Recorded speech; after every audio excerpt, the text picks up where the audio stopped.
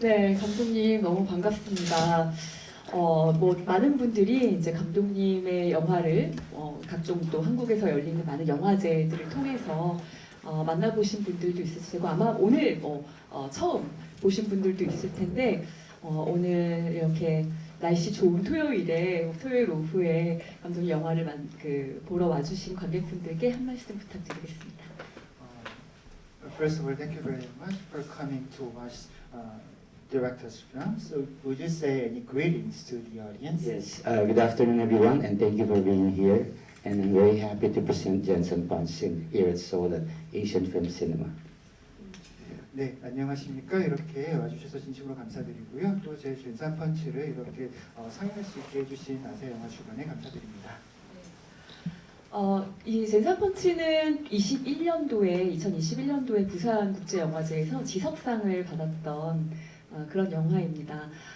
감독님 영화들이 보통 상당히 좀 강하기도 하고 폭력적인 영화들도 있고 센 영화들, 네, 소위 그런 영화들이 좀 있었는데 이 작품은 그런 긴장감 없이 굉장히 담백하게 만들어진 그런 작품이었던 것 같아요. 그래서 아마 보시는 분들이 조금 편안하면서도 또 이제 이 주인공 한 명을 참 응원하는 마음으로 보시지 않았을까 싶은데요. 이 작품은 그 정보를 좀 읽어보신 분들은 아시겠지만 배우가 이런 작품 꼭 하고 싶다. 쇼겐이라는 배우가 이렇게 감독님 찾아와서 만들어준 좀 독특한 제작 과정을 가진 작품이었습니다.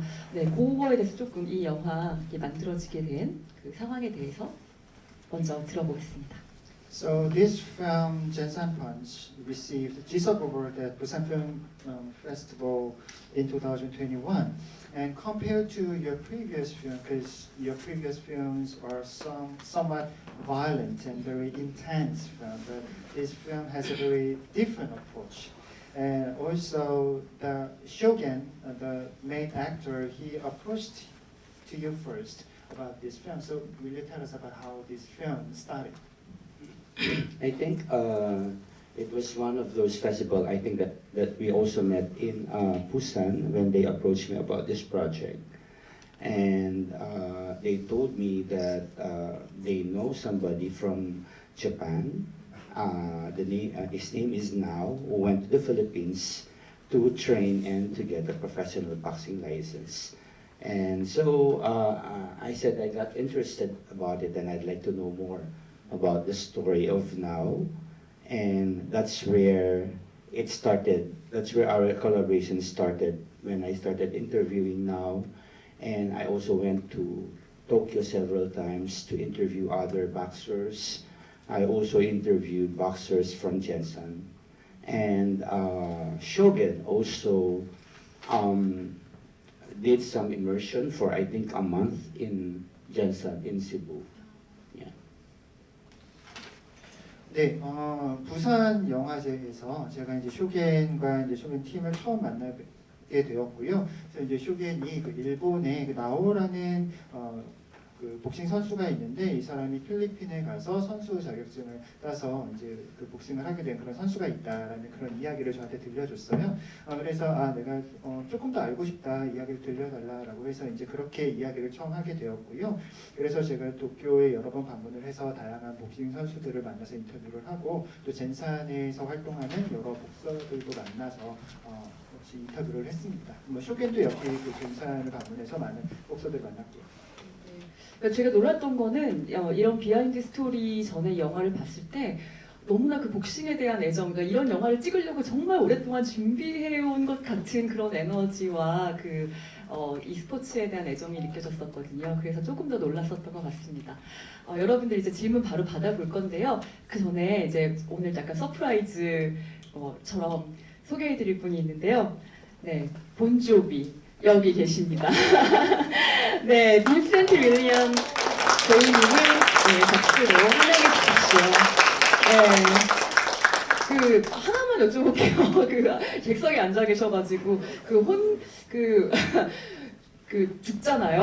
영화에서 좀 아쉽지 않으셨어요? 네, 끝까지 영화에 좀 마지막까지 출연을 했었으면 하는 마음 없으셨는지. In the film, you know, you died. So how did you feel? Because you wanted to appear in the film to the end, but you had to finish in the middle of the story. So how did you feel? I'm sad. So, because I'm dying the film, yes. 예, 영화 중반에 이제 죽어서 저도 좀 슬펐던 것 같아요. 짧게. 배우들이 그런 마음이 다 있으시더라고요. 정말 캐릭터지만. 네. 그러면 질문 있으신 분들께 저희가 그 지금 얼굴 나가지 않고요. 질문만 그 촬영하고 있는 마이크가 있어가지고 그 마이크용 카메라용 마이크를 드릴 거거든요. 손 들어주시면 저희가 그 마이크를 드리도록 하겠습니다.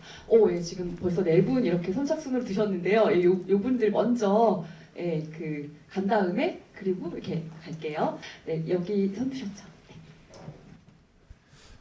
영화를 보게 되다 보면은 첫 장면부터 좀 상당히 인상적이었었던 게 배경음이 따로 없고 이제 그냥 펀치 소리로부터 시작을 하거든요.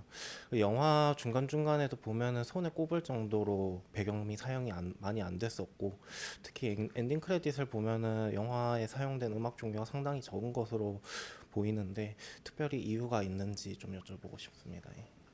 From the very beginning of the film and throughout the film, I didn't hear that much background sound. And also at the ending credit, you didn't use much music. So will you tell us about that? Yeah, well, as far as music is concerned, I think the only time I use it is when it thinks about the mother, you know, when it thinks about the memory of the mother. So, and also about you know, about the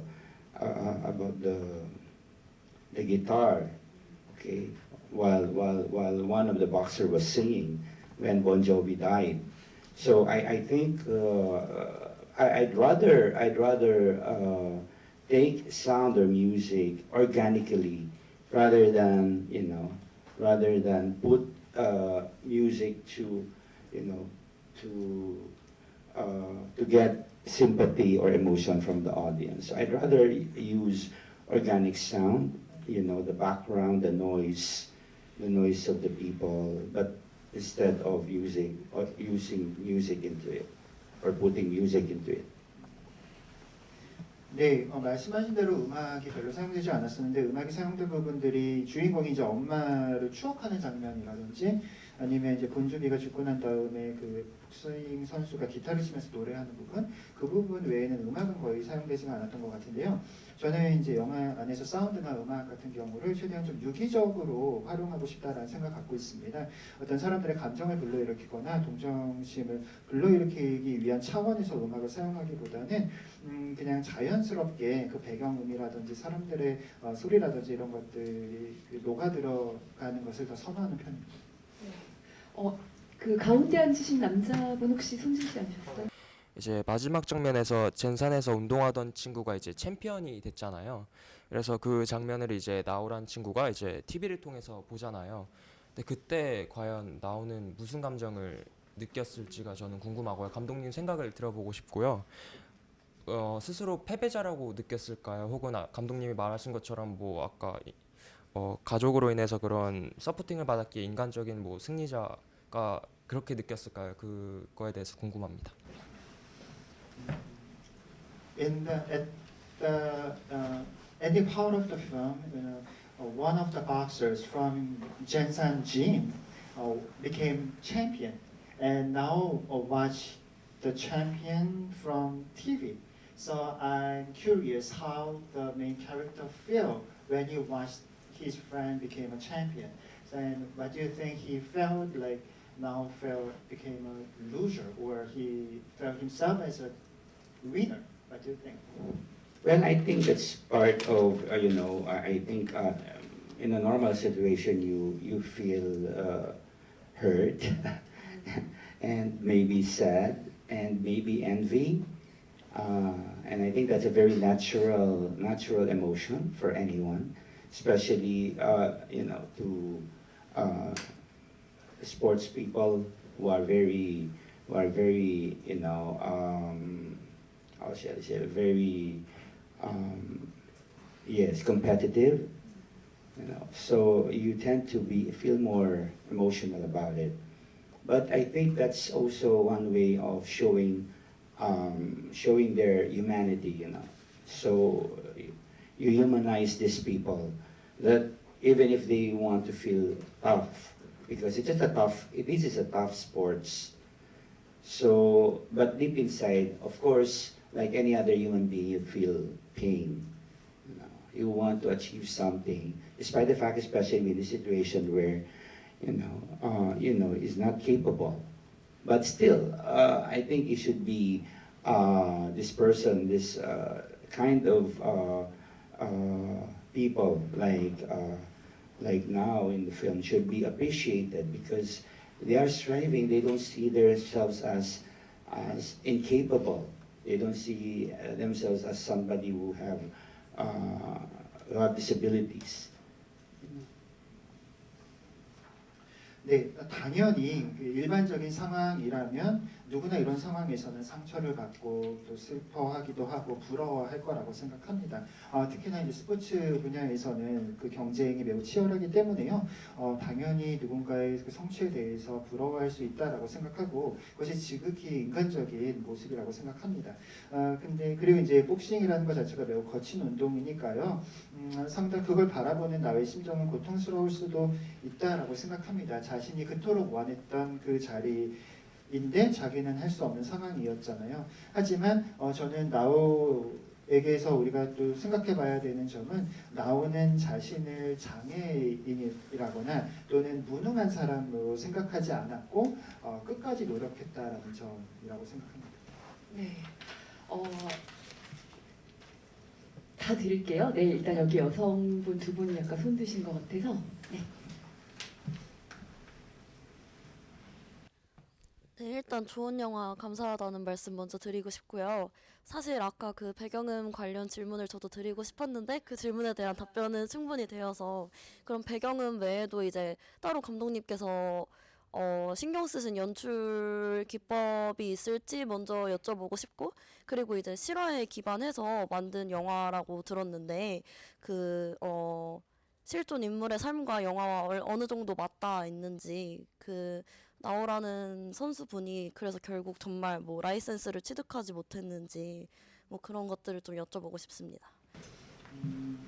First, I really enjoyed the film, and my first question is about was there any particular thing you had focused in filmmaking or directing in this film?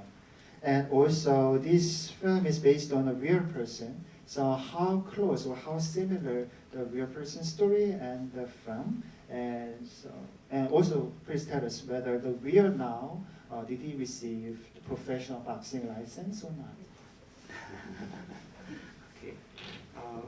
Okay, the first one. What was the first one?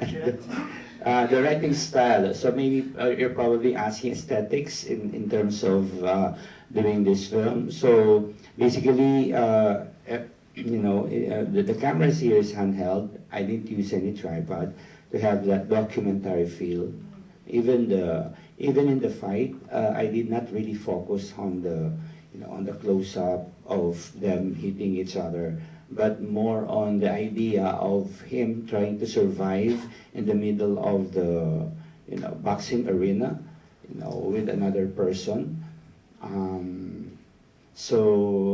The second one, Real story. it was based on a real story. I think about 85%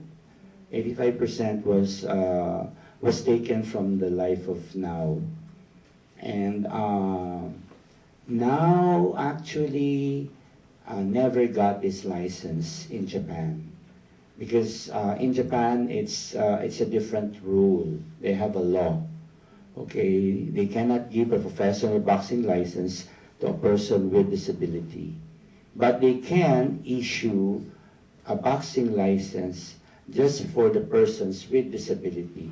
And they cannot fight professionally. So they have to fight among the disabled people. So you can have boxing, but with the same disabled people, not with But in the Philippines, we don't look it that way. In the Philippines, for as long as, that's why he went to the Philippines to get the license, because in the Philippines, for as long as you win the fight, regardless if you have two hands, one hand, one foot, but for as long as you can win it, you are considered professional. 네, 이 영화의 경우에는요, 삼각대를 사용하지 않고 핸드헬드로 대부분의 거의 전부를 촬영을 했고요. 그래서 최대한 좀 다큐멘터리적인 느낌을 주고자 했었습니다. 그리고 이제 시합 장면을 제가 촬영을 할 때에도 클로즈업보다는 이 나오라는 인물이 이 경기장 내에서 다른 선수들 사이에서 생존하려고 하는 그 주인공의 모습 이런 것에 조금 더 초점을 두어서 촬영을 했고요. 그리고 이 나오라는 실제 인물의 이야기와 한 85% 정도 가깝다라고 말씀드릴 수가 있고요. 그래서 이 나오는 일본에서는 결국 그 프로 선수 자격증을 받지 못했습니다. 왜냐하면 일본에서는 규정상 그 장애인은 그 일반인과 경기를 할 수 없고 그리고 그런 장애인에게는 일반 그 선수 자격증을 발급하지 않기 때문에요. 일본에서 그 나오가 원했던 자격증을 받지는 못했고요. 다만 장애인에게 발급되는 복싱 선수 자격증은 받았어요. 그래서 다른 장애인 선수들과는 시합을 할 수 있고요. 근데 필리핀의 경우에는 뭐 장애가 있든 없든 상관없이 시합에서 승리만 하면 그런 프로 선수 자격증을 받을 수가 있습니다. 이 영화가 스포츠 영화로서 굉장히 특별한 점 중에 하나가 금메달 따는 거라든가 아니면 이제 라이벌 선수를 이기는 것이 아니라 목표가 이제 프로 자격증을 따는 것인데 선수 자격증 따는 것인데 맨 마지막에 사실 일본의 어떤 그런 시스템에 대해서 물론 이제 코치처럼 분노하는 사람도 있겠지만 그냥 또 그 일본 협회 사람들은 그냥 자신들의 룰대로 하는 것이라서 나오도 그렇게까지 흥분하지 않았고 그냥 받아들이는 모습 뭐 이런 것들이 조금 더 어떻게 보면은 관객들한테 생각할 여지를 더 많이 남겨주고 여운을 길게 남기는 부분이 아니었나 싶습니다. 네, 그 옆에 계신 분도 다른 질문 있으셨나요? 아니세요? 네, 아까 질문 네 안경 계신. 네, 영화 흥미롭게 잘 봤고요. 이 영화의 로케이션이 이제 세 군데가 나오잖아요. 그래서 그 로케이션을 혹시 영화가 저희가 보는 순서대로 촬영을 하셨는지, 로케이션에서 어려움은 어떤 게 있었는지, 그리고 이제 장애인으로서 또 연기하는 그 모습을 찍기 위해서 노력했던 부분은 무엇이었는지 궁금합니다. So there are different locations in the film, and I'm wondering whether you shot those locations chronologically or in the order of the story, and also was there any difficulty in shooting and was in locations, and also was there any difficulty for the actor to playing the role of a person with disability? Well, in terms of location, they were not shot chronologically, but we shot in an actual boxing ring, and there's also one that we really set up in Jensen. We went to Jensen because maybe you might not notice it, but people when they shout, that's not Tagalog, that's not our language. It's a different language because Jensen is in the south, and they speak a different language. So when people, they were like shouting, it was in Bisaya, it's in their language. Okay, so it's important that we capture those sound, okay, to make it really authentic. And we shot this before the pandemic. So it was, normally I shoot this way. I don't have any challenge in shooting big scenes like this because in my other films, I always do the same thing. But now during the pandemic and after the pandemic, when everybody's wearing masks, I think it's going to be very, very difficult to shoot this type of scenes again. Okay. As far as now is concerned, I mean Shogun, it was, she wants to know about Playing the part of this disabled person. Yeah, the nice thing about Shogun, he's a very committed actor. So at first he did study my style. He did study my filmmaking style. He attended several workshops. When I give talks or master class in Japan, he would attend that. He watched all my films, and then he did also immersion in Manila, like what I've said, and even stayed in my house for, I think, a week, so we can get to know each other better. And because as a Japanese actor, and maybe with other actors as well, they're not quite familiar with my style, with my way of directing, because they are not provided scripts. To some actors, it can be very, very difficult because they are used to reading scripts, they're used to memorizing scripts, they are used to, putting a lot of emotions in their character while they're reading the script. But that's exactly the point. That's exactly what I do not like the actors to do. That's why I don't provide them the scripts. 네, 일단은 영화에 나오는 그 이야기 순서대로 로케이션 촬영을 한 거는 아니었고요. 이게 실제 그 복싱 링에서 촬영을 했었고, 그리고 이 젠산에서 촬영된 부분을 보면요, 사람들이 외치는 소리가 나오는데 그게 그 필리핀의 타갈로그어가 아니고요. 이 젠산에 있는 남부 지역에서 사용하는 비사야라는 그런 또 다른 언어를 사용하고 있어요.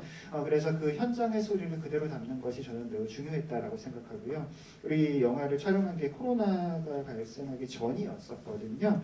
그래서 촬영을 하는 데는 전혀 문제는 없었고, 왜냐하면 제가 이전에 저의 다른 영화들도 이런 비슷한 방식으로 촬영을 했었기 때문에 촬영 자체는 전혀 어렵지 않았습니다. 근데 이제 지금은 제가 촬영을 한다면 사람들이 마스크를 많이 쓰고 있기 때문에 이런 식으로는 똑같이 촬영하기는 어렵겠다라는 생각이 들긴 합니다. 그리고 이제 나오 역할을 맡았던 그 쇼겐이라는 배우 같은 경우는요, 매우 자신의 연기에 열정을 가진 그런 배우였다고 생각을 하고요. 그래서 제가 만든 영화를 전부 다 찾아보면서 제가 영화를 연출하는 방식이나 그런 스타일을 연구를 하고, 또 제가 일본에서 하는 워크숍이라든지 마스터 클래스에 다 일일이 참석을 했었고요. 그리고 필리핀에 직접 머물기도 하고, 또 저희 집에 한 일주일 정도 있었어요. 그래서 함께 좀 알아가는 시간도 있었고요. 근데 제가 생각하기에는 그 일본 배우들은 제가 만드는 영화 스타일과는 익숙하지 않았을 것 같아요. 왜냐하면 대본을 제가 제공하지 않기 때문에. 근데 배우들은 대부분 이제 대본에 익숙하고 암기를 해서 연기를 하는 거에 익숙하잖아요. 근데 저는 그 부분이 너무 싫은 거고요. 근데 어쨌든 그 훌륭한 연기를 했습니다. 네. 아까 질문 주셨던 분, 여기 먼저 갈게요. 네. 젠산펀치 영화가 주는 메시지랑 배우의 연기가 어땠는지. What is the message you want to give with this Jensan Punch, and what do you think about Shogun's performance? Well, I think Shogun did a good job. But like what I said a while ago, ultimately what I wanted to say is that we cannot win all victories, and we cannot win all fights in our lives. There are victories that we can, embrace, and I think we should be aware of that and recognize the small victories that we have in our lives, because for all we know, these are the most important ones, the small ones which we don't recognize.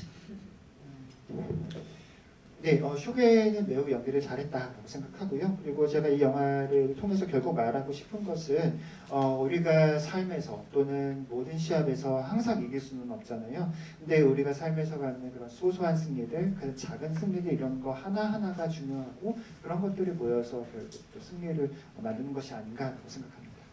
What do you think of his Bon Jovi? Well, I think Bon Jovi's character is important, integral to the film, because it's like it's like in the film, it's like a wake-up call for everyone that in this kind of sports anything can happen.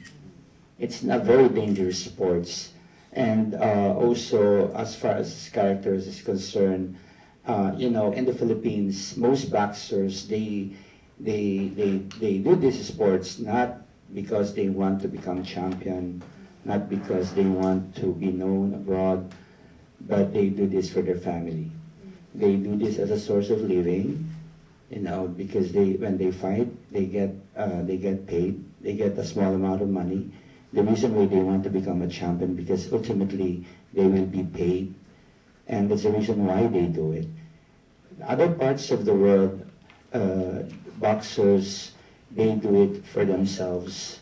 They do it for the honor. So I think this is also one of the aspect of the film which I would like to show to the world. You know, the Filipino boxers. It's like my tribute to this boxer, especially Jensen. And also for your information, why Jensen? Because Jensen, it's the only place, it's the place in the Philippines where Manny Pacquiao came, one of the greatest boxer. It's also where all the boxers, you know, up and coming boxers trained and are all coming from. So this is a region where it's known for its boxers.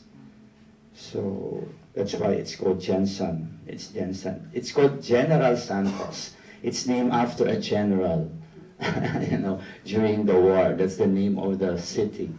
Okay, but it's for short. It's called Jensen. 네, 그리고 본조비 같은 경우는 매우 중요한 그 캐릭터를 맡았다라고 생각을 합니다. 왜냐하면 이 복싱이라는 위험한 스포츠에서 무슨 일이 일어날지 모른다라는 것을 우리에게 다시 한번 그 경각심을 불러일으키는 그런 인물이었다고 생각을 합니다. 그리고 이제 필리핀에서 이 복서들은요, 챔피언이 되고 싶다거나 뭐 세계의 유명한 선수가 되고 싶어서 복싱을 하는 게 아니고요, 생계형 복서들이 많습니다. 시합에 뛰어서 그걸로 돈을 받고 이걸로 가족을 부양하기 위해서 운동을 하는 선수들이 매우 많습니다. 근데 이 필리핀이 아닌 다른 그 세계의 다른 복서들은 아마도 자신의 명예와 자기의 성취를 위해서 운동을 할 텐데요. 이런 필리핀 복서들이 갖고 있는 또 다른 측면을 보여주고 싶은 것도 있었고요. 그리고 이 필리핀에서 이렇게 생계형 복서로 활동하고 있는 복서들에게 제 나름대로 어떤 경의를 표하고 싶은 차원에서도 이 작품을 만들었습니다. 그러면 이제 왜 젠산에서 촬영을 했냐라고 물어보실 수도 있는데요. 그 매니 파키아오라는 이 세계적인 그 복싱 선수가 바로 젠산 출신이고요. 그리고 수많은 필리핀의 신인 복서들이 훈련을 하고 또 유명해지는 그런 곳이 바로 이 젠산이기도 합니다. 그리고 이 젠산이 원래는 이 제네럴 산토스 시라는 곳이고요. 이 전쟁에 그 참전했던 그분의 이름을 따서 제네럴 산토스 시인데 이거를 이제 줄여서 젠산이라고 부릅니다. 네, 감독님 이제 대망의 감독님이 저희가 지금 선물 하나가 더 마련되어 있는데요. 그 선물은 지금 네, 그 순서대로 드린 그 선물 말고 선착순으로 드린 그 선물 말고 카메라가 들어있는 아주 그 비싼 선물이에요. 그래서 감독님이 좀 그 꼽아주시면 좋을 것 같아요. 지금 질문하신 분들 중에 좀 기억에 남는 질문 있으시면. It's a nice time. What was your favorite question? So we will give special gift to the audience. Oh, it's very difficult. I like all the questions a lot. 제가 꼽을 순 없잖아요. You cannot pick. So, please. I like the questions about the location. 오, 네. 여기 두 번째 계신. Yeah, because that's very. I think for me, one quite distinct about my film is the environment. So people they always see how do you film in this such environment? How can you film? How can you bring in actors here, etc., etc. And of course, there's a technique to do it, but there's a way of doing it. Because in the Philippines, when you shoot, everybody will crowd, and they will come and it's impossible to shoot. But the way to do it is to involve them, not as an audience, not somebody as a spectator, but part of the scene. Like this audience in Jensen Punch, I asked them to, you do this, you cheer while you watch the boxing, and then there's like a real boxing going on. And then I'll shoot their reaction. And they're all enjoying it, and they're all shouting. So you captured their spontaneity, their naturalness. So, and that's how I do it in all my other shoot in other films, in a crowded area, or what we call what I call the guerrilla filmmaking style. So, and you can only do this guerrilla filmmaking style, you know, if in a crowded place like that, and when you have a very specific location which you like to, you know, to capture.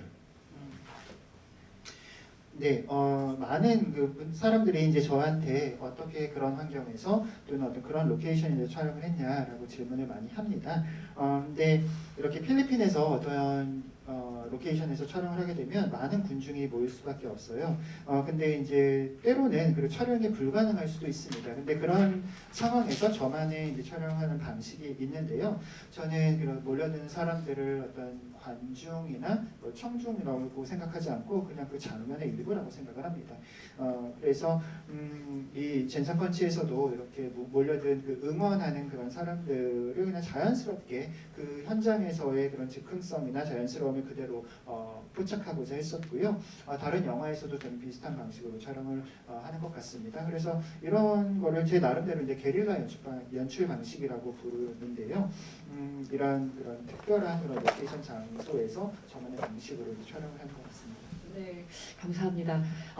그러면 마지막 인사와 함께 지금 하고 계신 작업에 대해서 조금 설명 부탁드리겠습니다. 마지막으로. So we have to wrap up the Q&A. So please tell us about your future projects. Future projects. So I am now shooting in Japan. I'm shooting in. I shot in Japan. My next project is shot in Japan. It's called Chameleon. Okay, so that's all I can say for now, because I still have to go back to Japan this coming May or June to finish the film. So it's also about the underground world in Japan in the 90s that involves entertainers from the Philippines. 네, 지금 제가 일본에서 촬영을 마친 작품이 있는데요. 카멜레온이라는 작품이고요. 그리고 이제 다시 일본에 가서 6월 정도까지 이제 끝낼 예정입니다. 그래서 그 필리핀 연예인들, 필리핀 엔터테이너들의 일본에서의 어떤 90년대 그 언더그라운드 활동 이런 것들을 조명한 작품입니다. 네, 감사합니다. 이제 또 다음 작품 기다리면서 오늘 함께해 주신 감독님께 큰 박수 부탁드리겠습니다.